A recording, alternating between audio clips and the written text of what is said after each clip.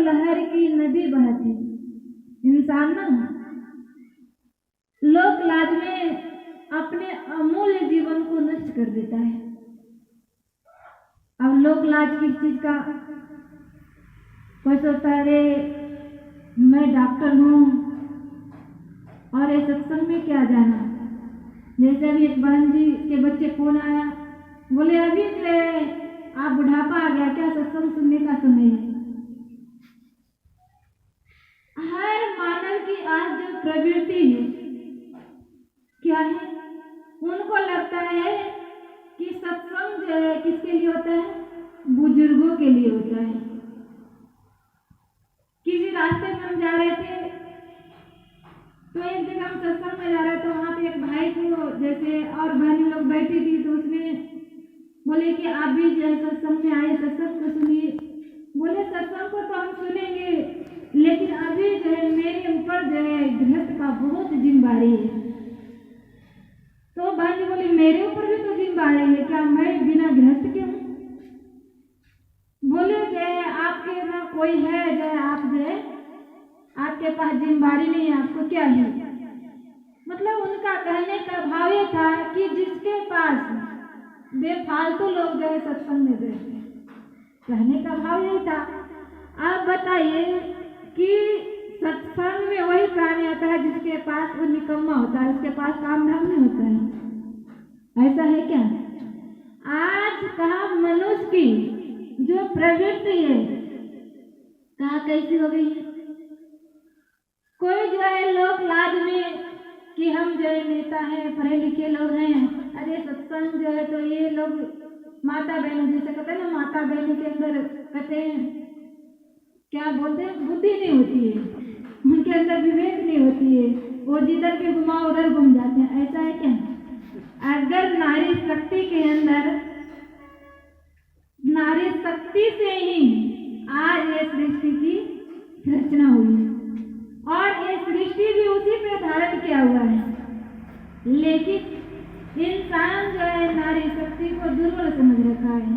और दुर्बल जब इंसान दुर्बल समझता है तो वही पतन का कारण हो जाता है।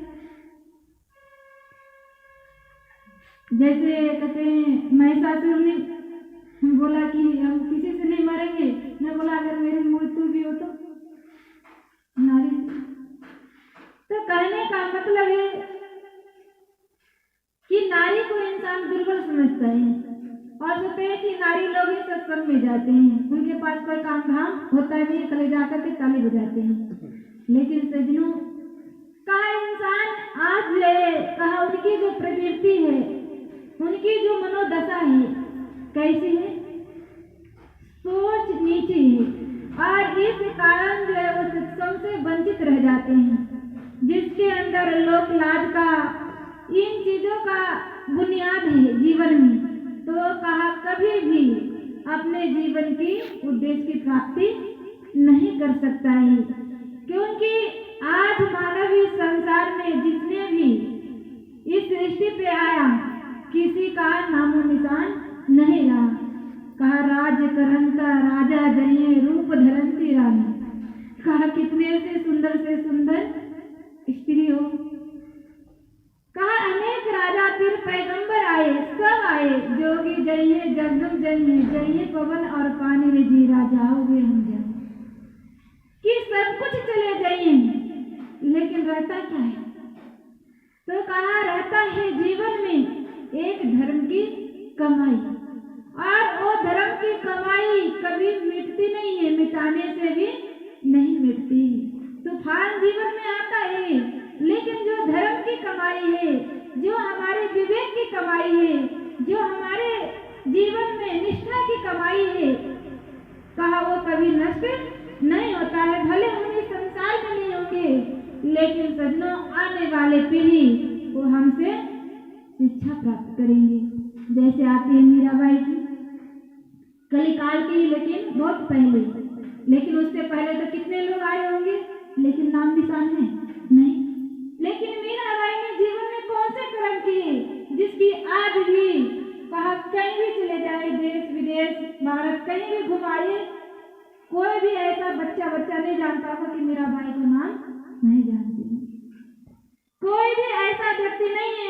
कबीरदास जी को नाम नहीं जानते होंगे, गुरु नानक देव के नाम नहीं जानते होंगे, महात्मा बुद्ध महावीर स्वामी के नाम नहीं जानते होंगे।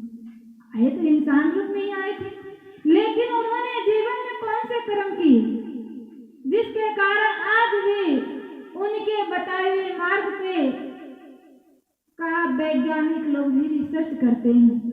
कबीरदास जी के दोहे पे कहा रिसर्च करते हैं कि ये कबीरदास जी में अनपढ़ थे, लेकिन ऐसी वाणी क्यों लिखी? कह रहे बरसे कंबल भींजे पानी। ऐसा होता है क्या? कंबल कहीं बरसता है नहीं, लेकिन कबीरदास जी की वाणी है। इस पे भी वैज्ञानिक रिसर्च करते हैं कि ऐसा क्यों लिखी।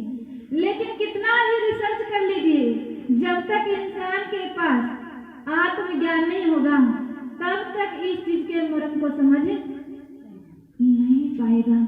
संत ब्रह्मानंद जी अपने पद में लिखते हैं, अचरज देखा भारी रे साधु, अचरज देखा भारी रे। कैसा अचरज देखा? गगन बीच अमृत का कुआं, झरे सदा सुखकारी रे। और कौन पीता है? पंगु पुरुष चढ़े बिन सीरी, पीवे भर भर थारी।